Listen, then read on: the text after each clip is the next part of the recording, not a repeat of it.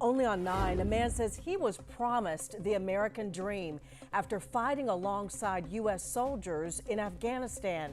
Now, that dream could be stripped away. If I want to go in Afghanistan, they be killed us. Me and my family and the children. Now, he says that he's one of thousands who got an email from Homeland Security giving him 7 days to get out of the country. Channel 9's Tina Terry talked to that man and his attorney. And Tina, they believe he has the right to stay here. They absolutely do. Now, for his safety, we're not sharing that man's name, but today his attorney told me that he was promised safety and a life in the United States after fighting along U.S. troops in Afghanistan. And he told me today that returning there would be a death sentence. How can I go? Where can I go? That's a big problem for us. That immigrant met us today to share his concerns about this letter. He received it by email 2 weeks ago. The letter gets straight to the point. The first sentence says it is time for you to leave the United States. And if you don't leave now, you will be subject to potential law enforcement actions. If I want to go in Afghanistan, they be killed us. Me and my family and the children. Before the war in Afghanistan ended in 2021, he says he was in the Afghan army and helped U.S. troops.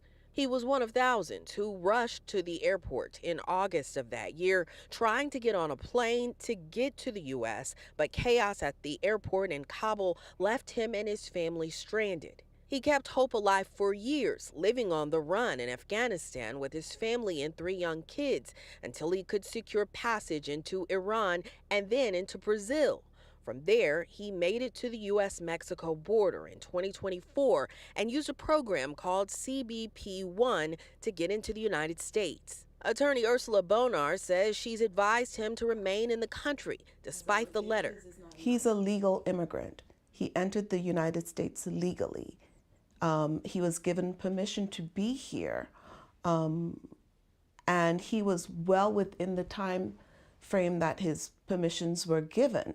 He was given work authorization, and so I told him, do not leave. She says he's already started seeking permanent asylum through the courts, and she believes it will be granted. That's why the courts are here. That's why this is the United States. We can rely on our courts.